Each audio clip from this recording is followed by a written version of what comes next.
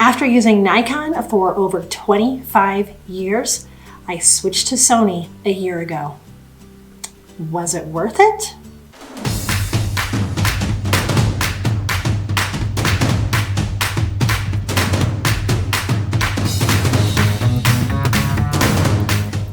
In this video, I'm going to give you my insights for why I, as a pet photographer, switched to the Sony A7R III and my thoughts after using it for a year. Monique Renee here, pet and people photographer and videographer with Silverpaw Studio. 1 year ago, I took a huge leap and got rid of my Nikon D600 and all of the lenses and switched completely over to the Sony A7R III mirrorless camera system. And so to back up a little bit, why did I choose mirrorless specifically as a pet photographer? Well, first of all, it has just a little bit, you can't tell with this lens on it, but a little bit smaller body. So I liked that idea. It also has great video capabilities. A lot of times I'm filming these YouTube videos with this camera, but since I wanted to show it to you, we're filming on the GoPro today.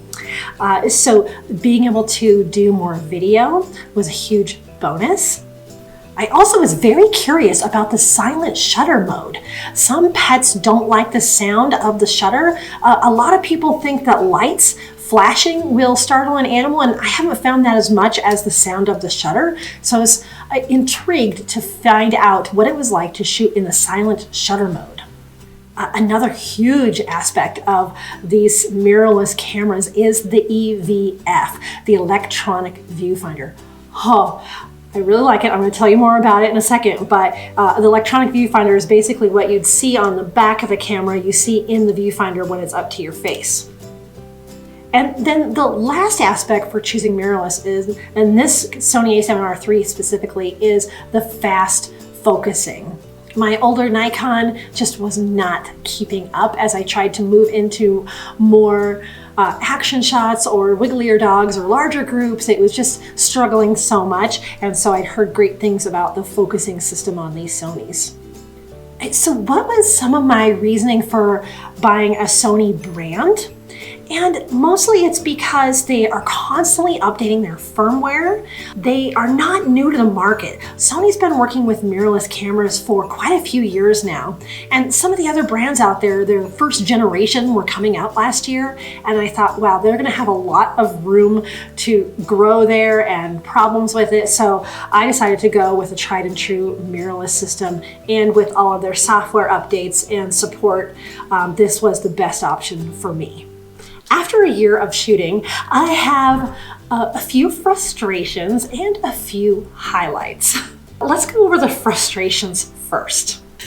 Well, one of the things that drew me to this camera was the smaller form factor, but I have to say, my pinky hurts. So with this, I have the 70-200 2.8 G Master lens on here, and it's really heavy, and you can see that my fingers, if I wrap around, I have one finger on the shutter button, two fingers here. This one doesn't always stay put on here. So I kind of get sore fingers trying to hold this whole thing, or my pinky goes underneath. So that's been a little difficult, and there are little contraptions that I can put on the bottom of this that give me just a little bit more room, and I can put my pinky there. They're kind of expensive for what they are, and they tend to block some of the things that I have on here, so I haven't jumped at that yet. So my pinky is just going to suffer for now. A common frustration for Sony users is their menu system. Everyone complains about their crazy menu system. It just is not that intuitive. It's very old school.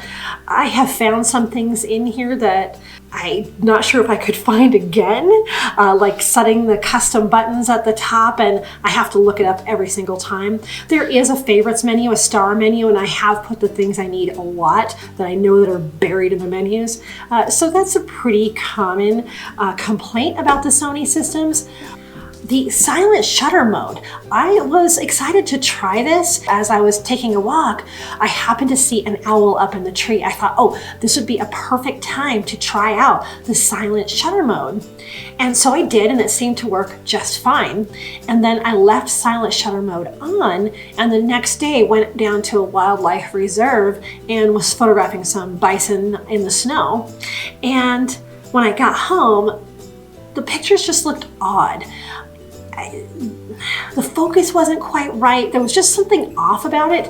Everything that I read said it had trouble in low light situations, wedding photographers in churches, things like that. But I couldn't find anything specifically why the out of focus areas and the focused areas looked strange on the A7R III in the silent shutter mode, so I just gave it up. So that was kind of a bummer. One of the perks I was looking forward to, it just did not work out.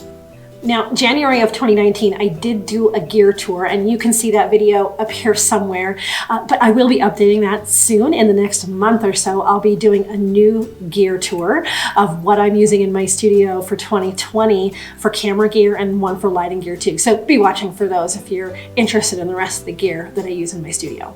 All right, now the positives. What are the perks of switching over from Nikon to the Sony A7R III that I have really enjoyed this year? I have loved the Animal Eye AF. Now, this was a firmware update for this camera in about April, May, somewhere in there, maybe June. And they have face detect, but eye detect and animal eye detect. Wow, I was floored. I did a video about that, what I thought of that, and it works really well. Of course, it's gonna have a hard time if you're further away or it's a completely dark animal, things like that. Of course, wildlife, it's not programmed for all kinds, like birds especially, but I really loved the Animal Eye AF. One of the reasons I got this was for the autofocus capabilities. And I have to say that even after a year, I have not fully explored. I have watched a lot of tutorials and really tried to put this camera through its paces with all the myriad of focus options. And it's staggering, honestly. There are different options for different situations, and I try them as I go through sessions even. I had a session the other day and I was very low to the ground, and it was 3 dogs. And so I tried one mode thinking, okay, if they move around, it'll just find it. But I was so low that there was grass in front of me, so I sent it back to single point that I can move around. So I'm really playing with it, but there are so many options. I've been happy, and it is fast with autofocus as well, way faster than my old Nikon D600 for sure. One of the things I absolutely love about mirrorless cameras is the EVF. I have to say I'm a little bit addicted. I absolutely love having the EVF in here. I typically shoot on all manual. You can see I've got it on manual right now. I love to be able to have this up to my face and be able to see the histogram in here, see the actual exposure. So if I change my shutter speed and aperture, I'm going to see the results of that. The picture in the viewfinder is going to get darker and lighter. So I just love, love, love the EVF. There's so much information in that little screen, and you can change it around. Really love the EVF. A little bit addicted. And actually, before I sold all my Nikon gear, I took it out one last time to use it, and I was surprised. I thought, why aren't I seeing what's happening through the viewfinder? I'd gotten used to the EVF so quickly that I just cannot go back to the old systems. One more reason I forgot to mention in this original recording for switching over to the Sony A7R III is the megapixels. Oops, I mean megapixels. There are 42 megapixels with this camera as opposed to the 24 that I had before. These are a variety of images I took at the dog shelter not too long ago, and they have a big size yard, and some dogs like to have their picture taken, some don't, some are really active, so it's nice to have that ability to really crop in. So here's this one. Let's go to crop. And if we go back to the original, like as shot, you can see how big this is. And if I want to crop way in, I usually go to about 8 by 10. and I've already straightened this obviously.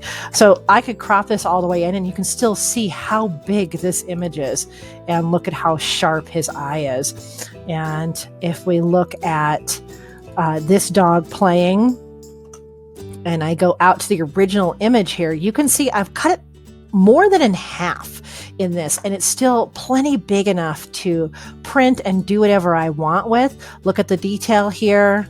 Let's go back out. Oh, let's see what we got here. This one especially, take a look at this. All of this I cropped out, and I still have a 1979 by 2474. That's plenty big enough for almost all of my client work. I rarely print anything over 20 by 24. For shelter work, it's plenty. You can see this is almost half also on this little one. Sometimes they're kind of farther away. You know, this one's more than in half as well. So keeping in mind the megapixels and what type of shooting you're doing, this megapixels might actually make a difference in your decision on which camera to buy.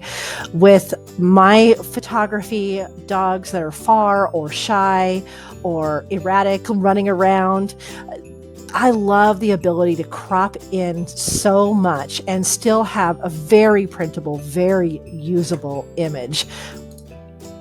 And I think this is plenty sufficient for those purposes. So I wanted to make sure that I also mentioned the megapixels available on the Sony A7R III. And then lastly, what I love about this is the video capabilities, and they have completely lived up to all of the rumors and the hype that everyone says these cameras are so good with video. And it's, again, one of those things I have not probably even scratched the surface. I have put in my settings, one is my video settings, and I feel like I still need to tweak those a little bit. I follow Jason Vong, who talks all about Sony, and he had a video that said, here's some optimal video settings. So I started with those, but I feel like I need to tweak them a little bit. But it's nice just to be able to switch over to user one and be ready to go for video. There's a lot of capabilities. I'm really looking forward to learning more about that, but I've done so much with video this year already, just going for it. So I'm super happy with the video quality, not only for my YouTube, but for my client work as well. Now, I did right away with this body have to buy the 7200 2.8 lens. This is my go-to for pet and people photography, and for most things, honestly. I absolutely love this lens. It is so wonderful. I do have spider holster, whatever these are on here, brackets, so I can put it on my spider holster, but they also have an adaptation so I can put it right on a tripod as well. So I love that lens, and I actually work with that lens and coupling it with some of the Canon lenses we had with the Metabones adapter, and I talked about that in one of my videos as well. So you can go back and take a look at that. But coupling older Canon lenses with the Metabones wasn't working as great either. So about 2 months ago, I added this Tamron lens to my bag. So this is the 17 to 28 2.8 lens.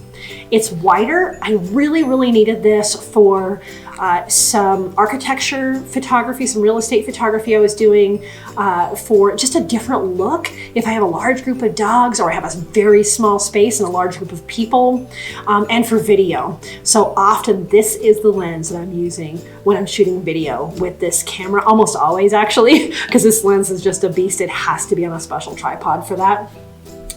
So I did a lot of research. This is a 17 to 28. A lot of people had said you'll miss that extra reach that you would get with a 35, but it's going really well so far. And I still have some of those Canon lenses that I can adapt if I need to. So those are really the two lenses I'm using right now, and I'll talk more about that in my gear for 2020. So the question is, which you probably could guess by now, do I regret this change? And not at all. I'm telling you, I switched over, and I said I've been with Nikon about 25 years, my entire life, essentially. And I just couldn't believe how quickly I just jumped. And Honestly, I got this camera. I went through the settings. I follow Tony and Chelsea Northrup on YouTube and went through their tutorial on how to set this up really quickly. And I used it on a client shoot like the next day. I took my Nikon too, but the next day I was using this at client sessions. I love it. I sold my Nikon gear about 3-4 months after getting this, and I haven't looked back, honestly. I just love it. I just feel like I can go so far into the future with this camera and the Sony system in general. I actually love this so much that we added another camera to the studio. You want to see the box? I'm just going to show you the box for now. I've not messed with it enough to give you any kind of review yet. Okay, hold on.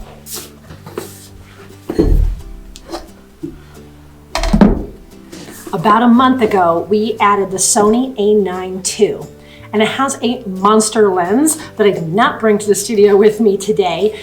This is going to replace the Canon gear that we have, although again, we have the Metabones adapters.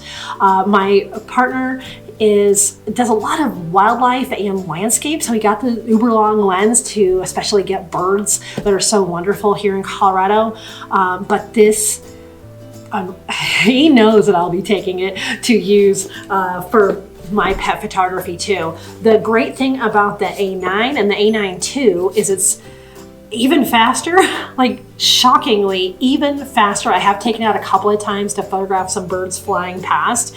Super fast, more frames per second. So if I wanted to photograph dogs running, I'm gonna nail those focus lots more often than I would with this potentially. And I believe with the A9s, the silent shutter issue is not an issue. There's no weird artifacting or out of focus areas. So I'm very excited to try this out, probably pair it up with the 70-200, and maybe I'll do a side-by-side. What do y'all think of that? Should I do a side-by-side? Like, do I prefer the A9 II to the A7R III? I just thought of that. Like, maybe I could. I don't see why not. Yay! So there you go. Those are my thoughts after using the Sony A7R III in my pet and people photography studio for the past year. What do you think? Is it enough to compel you to switch systems? Or perhaps you've already switched systems. Did you go from a traditional DSLR over to a mirrorless?